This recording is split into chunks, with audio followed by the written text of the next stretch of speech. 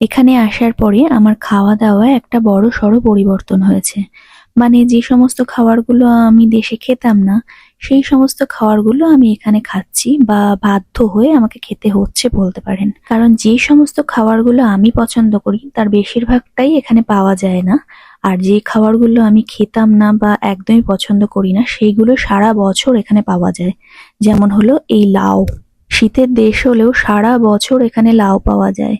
শুনেছি যে লাউ নাকি শরীর ঠান্ডা করে, তাই আমাদের দেশে বেশিরভাগ গরমের টাইমেই লাউ পাওয়া যায়। আর এখানে হলো উল্টো, এখানে সারা বছর লাউ পাওয়া যায় আর এই লাউ সব সময় আমার ঘরে থাকে।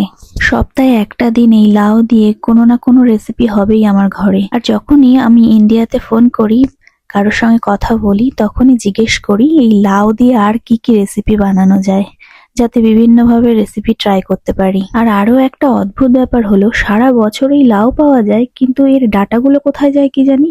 এতবার করে ইন্ডিয়ান মার্কেটে যাচ্ছি, বাংলাদেশ মার্কেটে যাচ্ছি, কিন্তু এই লাউ ডাঁটা কখনো দেখতে পাচ্ছি না। আমি লাউ ডাঁটা খেতে ভীষণই ভালোবাসি, কিন্তু 9 মাস হয়ে গেল এখানে এসেছি, এখনো পর্যন্ত লাউ ডাঁটা আমার চোখে পড়েনি।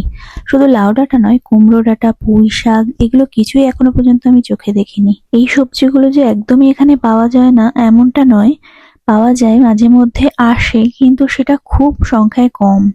পরিমাণটা খুবই কম থাকে, আর যখনই মার্কেটে আসে চোখের সামনে পড়লে কেউ না কেউ নিয়েই নেয়। আজকে লাউয়ের রেসিপিটা আমি চিংড়ি মাছ দিয়ে বানিয়েছি। আমার কাছে ছোট সাইজের চিংড়ি ছিল না, তাই এই বড় চিংড়িগুলোকেই 2-3 পিস করে আমি আজকে রান্না করেছিলাম। আর আমার লাউ চিংড়ি তো একদম রেডি। এর থেকে বেশি শুকনো আমি আর করব না, কারণ বড়মশাই এর থেকে বেশি শুকনো হলে আর খেতে পারবে না। আর একটু ধনেপাতা ছিটিয়ে দিয়ে এটাকে এখন ঢেকে রেখে দেবো। আর সবাই ভালো থাকবেন। ব্লগটা তাহলে এখানেই শেষ করলাম।